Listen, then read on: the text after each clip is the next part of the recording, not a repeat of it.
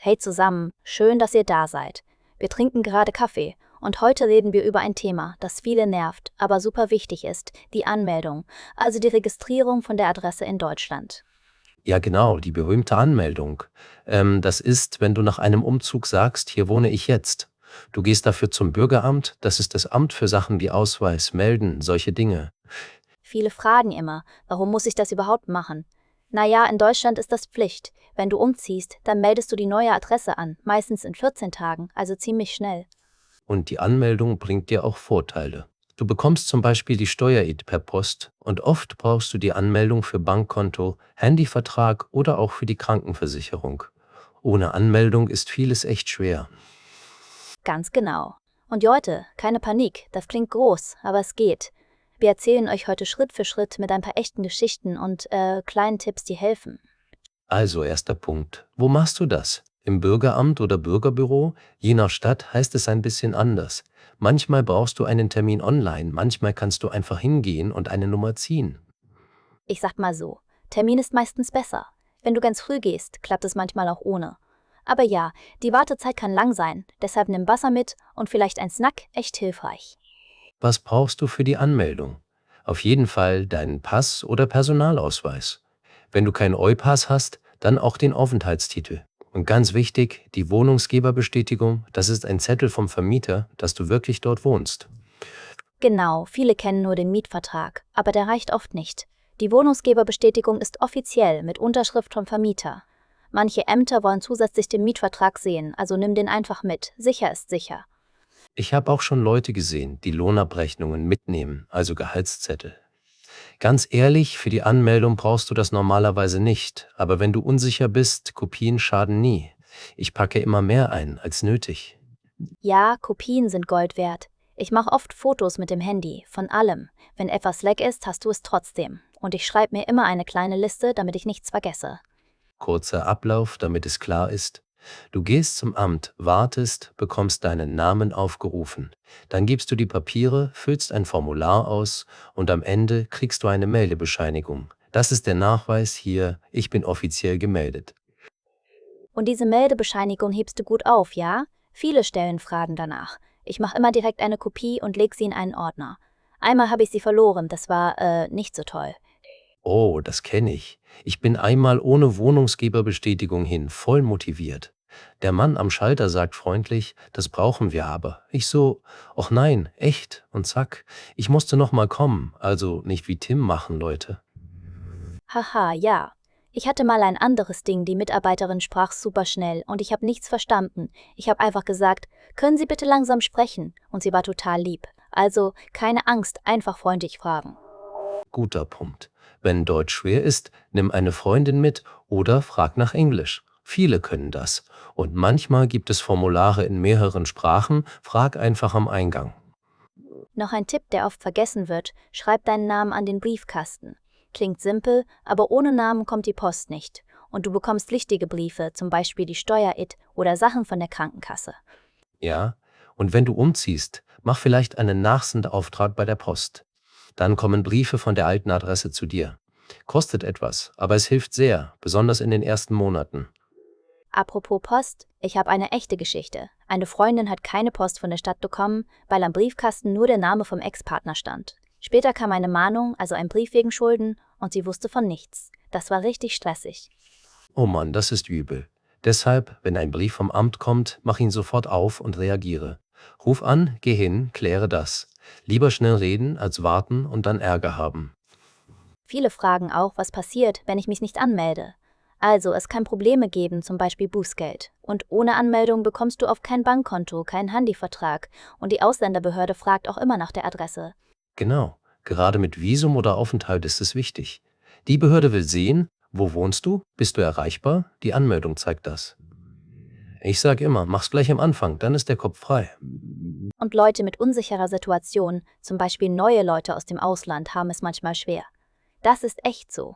Da hilft es, früh ins Amt zu gehen, nachzufragen und alle Dokumente mitzunehmen, die man hat. Notfalls mehr, nicht weniger. Ich habe auch mal was Positives erlebt. Ich war super nervös, dachte, das wird hart. Und dann war der Mann am Schalter total nett, hat sogar gelächelt und gesagt, Willkommen in der Stadt. Danach ging alles schnell und ich war so erleichtert. Oh, schön. Bei mir war das Beste danach. Ich konnte gleich ein Konto eröffnen, weil ich die Meldebescheinigung hatte. Und die Krankenkasse hat auch sofort geantwortet. Es fühlt sich einfach gut an, wenn das erledigt ist. Vielleicht machen wir mal eine kleine Checkliste, aber so im Gespräch, okay? Also erstens Termin machen, wenn möglich. Zweitens früh da sein und Zeit mitbringen. Drittens alle Dokumente in eine Mappe, am besten mit Kopien. Viertens, Wohnungsgewerbestätigung nicht vergessen. Ich sag's gern zweimal. Fünftens, Namen am Briefkasten. Sechstens, nach dem Termin die Meldebescheinigung gut sichern. Und siebtens, Post öffnen und beantworten, wenn etwas kommt. Ach so, und ganz wichtig, Adresse wichtig schreiben. Klingt blöd, aber ich habe schon gesehen, dass Leute Hausnummer oder Stockwerk vergessen. Dann findet die Post dich nicht und du wunderst dich, warum nichts ankommt. Ja, und wenn du in einer WG wohnst, also mit Mitbewohnern, dann braucht jeder eine eigene Anmeldung. Frag den Vermieter, ob er für alle eine Wohnungsgeberbestätigung macht. Manchmal ist das ein Blatt für alle, manchmal eins pro Person. Wenn du neu bist in Deutschland, Bürgeramt bedeutet einfach das Amt für Bürger für viele Dinge. Anmeldung bedeutet, du registrierst deine neue Adresse und Meldebescheinigung ist der kleine Zettel, der das beweist. So, 3 Wörter geklärt. Noch ein Wort, Mahnung. Das ist ein Brief, wenn du etwas nicht bezahlt hast oder etwas unklar ist. Nicht ignorieren, ja? Sonst wird es teurer oder schwieriger. Lieber gleich antworten oder Hilfe holen. Hilfe ist gut. Es gibt oft Beratungsstellen in der Stadt, manchmal kostenlos. Und Freunde helfen auch gern, besonders beim Übersetzen. Ich habe schon Formulare mit Kumpels zusammen ausgefüllt, das ist gleich viel leichter. Ich hatte auch mal eine lustige Szene. Ich sag am Schalter, ich bin neu hier und etwas nervös. Die Frau lacht und sagt, kein Problem, ich bin auch neu im Job. Wir lachen beide und plötzlich war die Stimmung total locker. Sowas passiert echt. Oh, nice. Humor hilft bei Ämtern oft. Und wenn du etwas nicht verstehst, kannst du sagen, können Sie das bitte wiederholen oder können Sie das aufschreiben? Viele Fragen, kostet die Anmeldung Geld? In vielen Städten ist es kostenlos. Manchmal gibt es eine kleine Gebühr, aber oft eben 0 €. Wenn du unsicher bist, schau kurz auf der Website vom Bürgeramt, da steht das. Websites sind sowieso super. Da findest du Öffnungszeiten, welche Dokumente genau und ob du Bar oder Karte brauchst. Und oft gibt es das Formular schon online. Dann füllst du es zu Hause in Ruhe aus. Und wenn du noch keine Wohnung hast? Dann wird es tricky. Für die Anmeldung brauchst du ja die Wohnungsgeberbestätigung. Manche Menschen sind in einer schwierigen Lage, zum Beispiel neu im Land oder ohne festen Mietvertrag. Da ist es wichtig, Hilfe zu suchen, früh mit Ämtern zu sprechen und alles ehrlich zu erklären. Ja, das ist nicht immer fair und oft echt hart. Aber wenn du dranbleibst und Fragen stellst, findest du meistens einen Weg. Und lass dich nicht ausnutzen, bitte. Wenn etwas komisch klingt, frag eine Beratungsstelle oder eine offizielle Stelle. Kleiner Orga-Tipp von mir. Ich führe eine Liste mit wichtigen Daten. Umzugstag, Termin beim Amt, wann die Steuer-ID kommen soll. So vergesse ich nichts. Und wenn ein Brief kommt, ich mache direkt ein Foto und speichere es ab. Gute Idee. Ich benenne die Fotos sogar Meldebescheinigung Tim May und so. Dann finde ich es schnell. Klingt nerdig, haha, aber es spart Zeit, wenn jemand danach fragt. Noch was, wenn ihr mit Partner oder Partnerin einzieht, macht die Anmeldung am besten zusammen. Dann sind alle Infos gleich korrekt. Und falls ihr Kinder habt, nehmt die Geburtsurkunde mit. Das fragt das Amt manchmal. Stimmt. Und wenn du vor dem Termin schon mal beim Amt warst, aber etwas gefehlt hat, schreib dir auf, wer es gesagt hat. Du, Tim, was war eigentlich dein größter Fehler bei der Anmeldung? Außer dem Zettel vom Vermieter, gab's noch was? Oh ja, ich habe einmal meinen Namen nicht an den Briefkasten gemacht. Dann kam die Steuer-ID nicht an und ich wartete und wartete. Am Ende lag der Brief irgendwo im Haus. Seitdem klebt mein Name sofort dran, noch bevor ich die Kisten auspacke. Haha, sehr gut. Bei mir war es die Uhrzeit. Ich bin kurz vor Feierabend ins Amt, ohne Termin, ganz mutig. Tja, keine Chance. Seitdem gehe ich frühmorgens mit Kaffee in der Hand und dann klappt's. Noch eine Sache, die Leute oft fragen, was ist, wenn ich erst in ein Hostel oder zu Freunden gehe? Für die Anmeldung brauchst du eine feste Adresse mit Wohnungsgeberbestätigung. Also erst feste Wohnung, dann anmelden. Davor Infos sammeln und Termine planen. Und wenn du umziehst innerhalb der Stadt, musst du dich auch neu anmelden. Das ist dann eine Ummeldung, aber eigentlich gleiches Spiel. Gleiche Papiere, nur neue Adresse. Und bitte die alte Adresse sauber abmelden, das macht das System automatisch, wenn du dich neu anmeldest. Nice. Was viele nicht wissen, nach der Anmeldung kommt oft noch Post von anderen Stellen, zum Beispiel Rundfunkbeitrag. Das ist die Gebühr für Radio und TV. Lies den Brief, prüfe, was zu tun ist. Und wenn du Fragen hast, lieber nachfragen. Stimmt, das überrascht viele.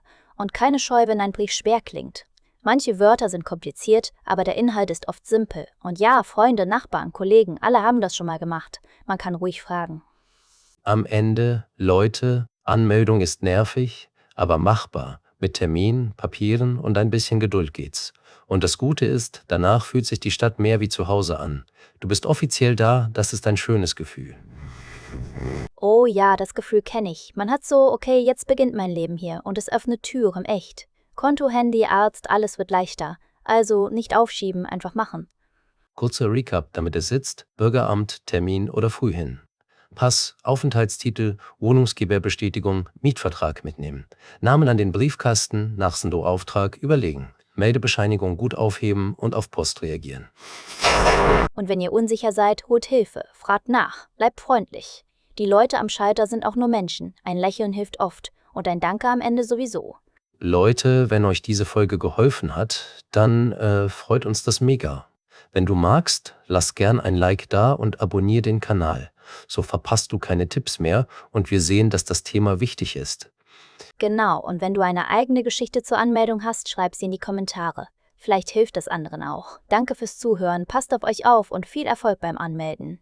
Bis zum nächsten Mal, ihr Lieben. Kaffee ist leer, aber die Papiere sind hoffentlich komplett. Ciao und bis bald.